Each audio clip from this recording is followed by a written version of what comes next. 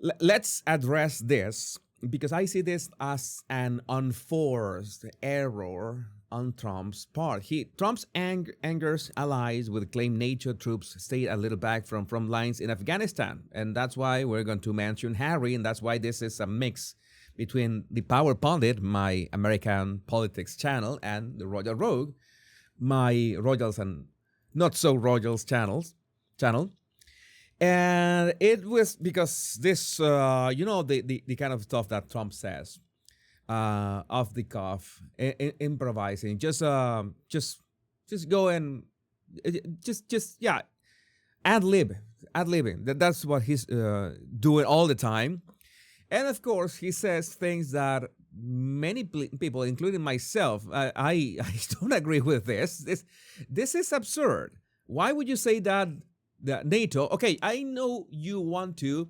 Trump's intention is to dunk on NATO as an organization that is not taking, it's not helping. Basically, the United States is maintaining NATO right now, and Europe is not doing much about that. But you're talking in abstract terms.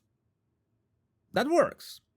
But if you say that, when you say that NATO just stayed away from the front lines in Afghanistan, you're not talking about abstract terms. You're talking about real people, real troops, real veterans, and real people who died in Afghanistan. So yeah, that is going to trigger a lot of people because it is obvious. It is obvious that complete, absolute unforced error. I just reposted Giorgia Meloni, who was saying, "Hey, you know what? You said something that was not right. That was simply not right." He said, "We have never needed them. We have never really asked anything of them. They'll say they sent some troops to Afghanistan or this or that, and they did. They stayed a little back, a little off the front lines." By the way, he had to fix this in a rather, especially in the with the UK. The great and very brave soldiers of the United Kingdom will always be with the United States of America. In Afghanistan, 457 died, and many were badly injured, and they were among the greatest of all warriors. It's a bond too strong to ever be broken. The UK military, with tremendous heart and soul, is second to none, except for the USA. We love you all and always will, President Donald J. Trump. And yeah, this is as close as you're gonna get to an apology from Trump. That is a reality.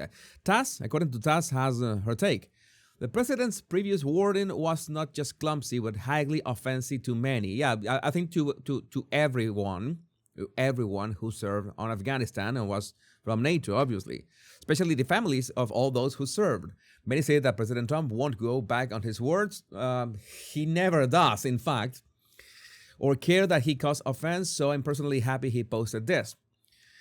And yeah, even, for example, Camellia, Trump likes us more than our treacherous politicians do. Yeah, in fact, Trump loves the United Kingdom's people. The problem is the governments, the politicians, and that is the problem. I've said this a couple of times. When you refer to countries, when you refer to governments of countries, and you refer to the people of those countries, that is three separate entities, some more abstract than others. But again, that was not the way to speak, and that's the problem. That's the problem. But you then give ammunition to your enemies, to your opponents, to people who despise you, and even you give ammunition to the Harkles, and in this case, Henry. I mean, this error, this unforced error, was so bad that even Harry had the opportunity to jump in the bandwagon. Prince Harry responded directly to President Trump's recent claim that the United States had never needed its NATO allies and that allied troops had stayed a little off the front lines during the 20-year war in Afghanistan. And then Harry said something that I don't know how many times I've given Harry. I said that Harry was right, but Harry was right with this, what he said. Maybe Harry didn't write it, but he was right. In 2001, NATO invoked Article 5 for the first and only time in history. It meant that every allied nation was obliged to stand with the United States in Afghanistan in pursuit of our shared security. Allies answered that call, Prince Harry said. I served there, I made lifelong friends there, and I lost friends there. The United Kingdom alone had 457 service personnel killed. Again, we can make fun of Harry and Afghanistan, but this is basically 99% correct.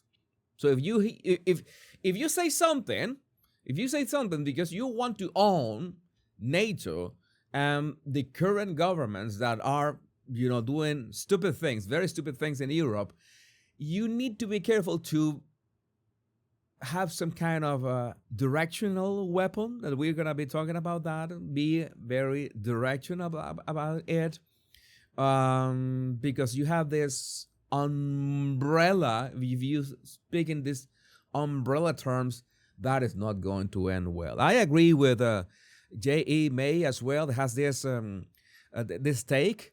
There's a new version of this post. With this announcement in defense of NATO and his 4 official visits to Ukraine, rumored too soon to be repeated, Harry is attempting to wedge himself into NATO as their poster boy, their front man, no ribbons to cut, but he will put a shine on a shell and sign it with his initial and cipher. Yeah, that is basically, even NATO could agree that, oh yeah, Harry, very public person, is speaking against Trump, and Harry is in the United States, what's more, so maybe they can, I don't know if NATO is going to take Harry seriously, but again, if Harry said something that is objectively correct, and the only reason why Harry had the opportunity to say that something that was objectively correct was because of Trump's being so spontaneous, then this is